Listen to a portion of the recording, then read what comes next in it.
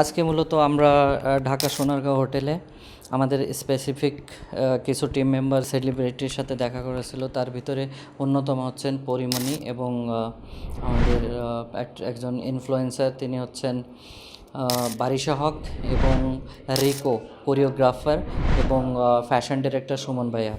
আমরা আমাদের অফিস থেকে মোহাম্মদপুর যাই, মোহাম্মদপুর থেকে আমরা অটোরিকশা নিয়ে সোনারগাঁও হোটেলে যাই। সোনারগাঁও হোটেলে যাওয়ার পরে আমাদের যে টিম মেম্বার মনির ভাইয়া ঢাকা কালচারাল একাডেমির সেক্রেটারি এবং রাজু ভাইয়া, তিনি হচ্ছেন ঢাকা কালচারাল একাডেমির প্রেসিডেন্ট, ওনাদের আসতে একটু দেরি হয়। সে সময় আমরা ভাবলাম যে না, আমাদেরকে কিছু ফটোজ অ্যান্ড ভিডিওস নেওয়া উচিত সোনারগাঁও হোটেলের ওখানে।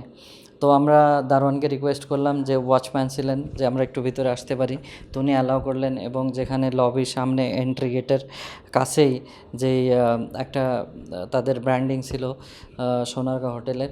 তো আমি আমার ক্যামেরাম্যানকে বললাম যে আচ্ছা ঠিক আছে, ছবি নাও। ইনি ছিলেন ক্যামেরাম্যান আমাদের। এবং তারপরে উনি যখন ফটো ভিডিও নিচ্ছিলেন তখন হঠাৎ করে একটা সিকিউরিটি এসে বলে, না আপনার টিকটক করতে পারবেন না। ইভেনচুয়ালি আমরা টিকটক করছিলাম না, আমরা জাস্ট একটা ফটোজ নিচ্ছিলাম আর একটা ভিডিও। কিন্তু তিনি আমাদেরকে বলে চলে যান, তো আমাদের একটু ইনসাল্ট ফিল হয়। তো আমরা বাইরের দিকে আসি এবং বাইরের দিকে এসে বাইরের কিছু ফটোজ ভিডিওজ আমরা নিই। এবং এটা নেওয়ার কিছুক্ষণ পরে মনির ভাইয়া ফোন দেন এবং উনি চলে আসেন, আমাদেরকে জয়েন করেন এবং তার কিছুক্ষণ পরে আমাদেরকে জয়েন করেন রাজু ভাইয়া। অ্যাকচুয়ালি আমরা ওখানে গেছিলাম যে আমাদের একজন স্পন্সর বলেন, একজন স্পেশাল গেস্ট, তিনি হচ্ছেন ডন বস্কো স্কুলের প্রিন্সিপাল। তো প্রিন্সিপালের সাথে আমাদের দেখা হওয়ার কথা ছিল 6টার সময়, কিন্তু আনফর্চুনেটলি তার সাথে দেখা হলো না আমাদের। আর যখন দেখা না হয় তখন আমরা কিছু স্পেশাল ডকুমেন্টস আমাদের ছিল সিগনেচার করার, কিছু সিক্রেট ডিল ছিল আমার এবং মনির ভাই এবং আমাদের ঢাকা কালচারাল একাডেমির প্রেসিডেন্ট রাজু ভাই। ডিলগুলো করি এবং আমাদের ডকুমেন্টস সিগনেচার করা হয়। এবং এসব করার পরে আরেকটা জিনিস হলো যে আমরা চাচ্ছিলাম ওখানে ভিডিও নিতে আমাদের ডকুমেন্টারি হিসাবে, কিন্তু আমাদের ক্যামেরাম্যানকে যখন ভিডিও নিতে বলি তখনই সিকিউরিটি পার্সন আসেন 3 জন। তো বলে না, আপনার লবিতে এভাবে ভিডিও নিতে পারবেন না।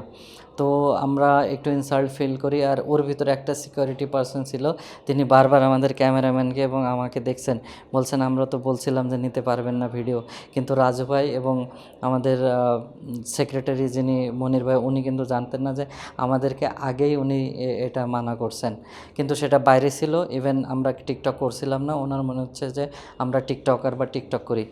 তো উনি বললেন যে ঠিক আছে, আপনাদেরকে পারমিশন নিতে হবে। তো এর মধ্যে ওনাদের সিনিয়র পার্সনের নাম্বার দিলেন এবং মনির ভাইয়া তাকে বললেন যে এমন এমন ব্যাপার, বা উনি কে সেটা উনি জানালেন। তো ইতিমধ্যে তাদের যেই সিনিয়র পার্সন, উনি বললেন ঠিক আছে, কিন্তু একটা জায়গা নির্ধারণ করলেন যে ওখানে বসে আমরা আমাদের ডকুমেন্টারি বা আমাদের যে ভিডিও শ্যুট সেটা করতে পারি আমাদের। তো মনির ভাইয়ের একটু ইগো হার্ট হলো, ইনসাল্ট হলো, তিনি ওখানে গেলেন না। আমরা ওখানে বসে আমাদের যে ক্যামেরাম্যান, তিনি ভিডিওগুলো ওখান থেকে নিলেন। যেভাবে নেওয়া দরকার ছিল ওভাবে হয়নি, কিন্তু তারপরে আমাদের কাজটা অনেকটা এগিয়েছে। তো ওখানে আমাদের বেজে গেল 5:30, আমাদের মিটিং ছিল। এরপরে যাওয়ার ছিল গুলশান নিকেতন। উবারের জন্য কল দিলেন মনির ভাই, উবার বুক করে আমরা নিকেতনে যাই এবং সেখানে আমাদের প্রথমে যার সাথে মিটিং ছিল তিনি হচ্ছেন বারিশা হক। তার সাথে মিটিং হওয়ার জন্য আমরা একটি স্টুডিওতে যাই। সেই স্টুডিওতে আমরা যাওয়ার পরে আমাদের মিটিং হয় বারিশা হকের সাথে এবং গৌতম দা ছিলেন ওখানে। এসব কিছু আমাদের অফ ক্যামেরা হয়, কেননা একটা সেলিব্রিটি যে কোনোভাবে ক্যামেরার সামনে আসতে পারেন না, তার একটা পার্সোনাল লাইফ আর একটা প্রফেশনাল লাইফ থাকে। সে প্রফেশনাল লাইফ ছিলেন না তখন, তার মেকআপ ছিল না হয়তো, বা যাই হোক, তিনি মেকআপ ছাড়া হয়তো ক্যামেরার সামনে আসবেন না। তো তিনি বললেন না, আমরা এই সময় আমরা এই ভিডিওটা করব না, আমরা অন্য সময় করব। তো আমাদের ক্যামেরাম্যান মুখ বাঁকা করে সোফায় বসেছিলেন এবং যেহেতু ভিডিও নেওয়া হলো না কারণ উনি রেডি ছিলেন না। এরপরে আমরা বেরিয়ে যাই। ওখান থেকে বেরিয়ে আমরা ডান্স কিংডমের অফিসে যাই। ওখানে আমাদের সাথে দেখা হয় রিকো কোরিওগ্রাফার, তার সাথে আমরা ডিসকাশন করি আমাদের ডান্স পারফরমেন্স সম্বন্ধে। এগুলো ডিসকাশন হওয়ার পরে আমরা অনেকক্ষণ তাদের ওখানে বসি। আমরা চাটা খাওয়ার পরে আমরা আরেকজনের অপেক্ষায় ছিলাম, তিনি হচ্ছেন এবং পারফর্মার্স ওখানে ছিল, ভালোই ডান্স করছিলেন, তাদের পারফর্ম আমরা দেখলাম। দেখার পরে আমরা অনেক সময় ওখানে অপেক্ষা করি। আমাদের সুমন ভাইয়া, তিনি হচ্ছেন ফ্যাশন ডিরেক্টর। তার সাথে আমাদের কথা হয়, অনেক কথা হয় কিভাবে এক্সিকিউট করার, বা ওনার সাথে যে ডিল সেগুলো এখনও আন্ডার প্রসেস আছে। বাট তিনি অনেক ভালো মানুষ, তার সাথে দেখায় অনেক ভালো লাগলো, অনেক সুন্দরভাবে কথা বললেন, অনেক রেসপেক্ট দিয়ে আমাদেরকে।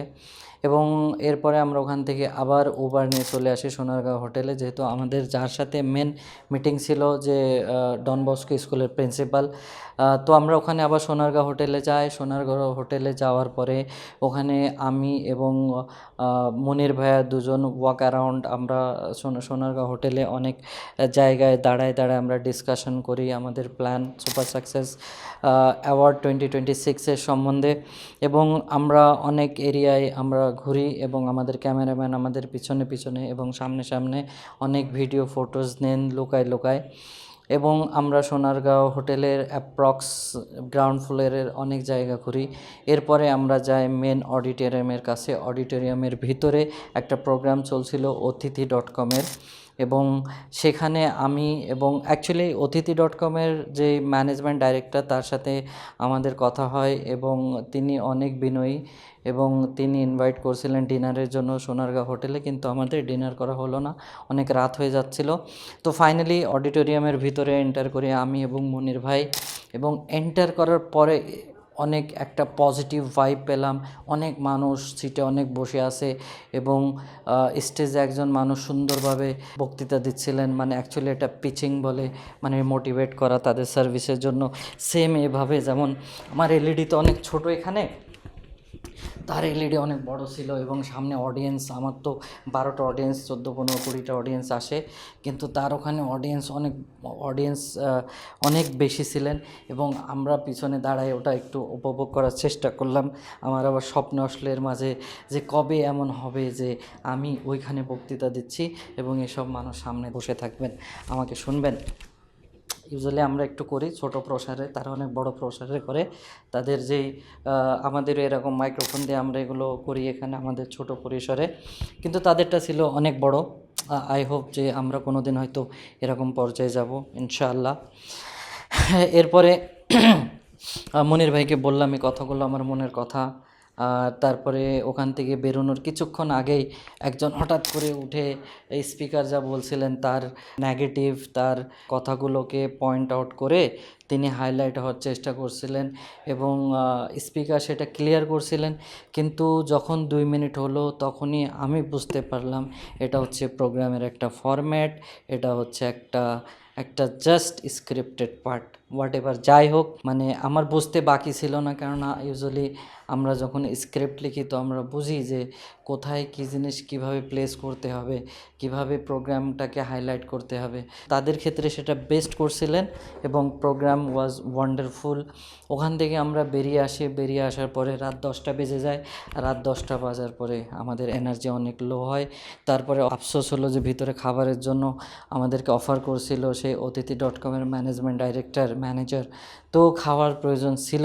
ফাইনালি ওখান থেকে আমরা একটা ব্যাটারি চালিত অটোরিকশায় সোয়ারিঘাট আসি, এবং সোয়ারিঘাট আসতে আমাদের অ্যাপ্রক্স 45 মিনিটস লাগে।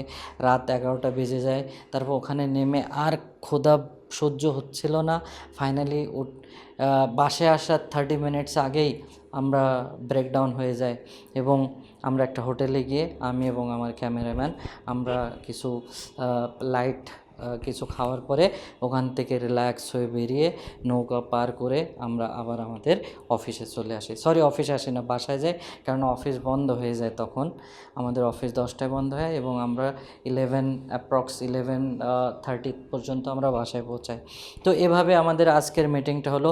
এর ভিতরে একটা অনেক ইম্পর্টেন্ট যেটা কনফার্ম হলো সেটা হচ্ছে পরিমণি আমাদের প্রোগ্রাম জয়েন করছেন, এবং এটা কনফার্ম হলো যখন আমরা ওখানে অবস্থান করছিলাম ডান্স স্টুডিওতে।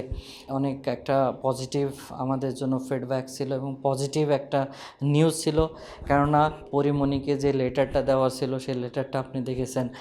আমাদের সব থেকে biggest guest, the star of the decker, Pori Moni, এবং তার জন্য আমরা লেটার তৈরি করছি, ইনভিটেশন লেটার।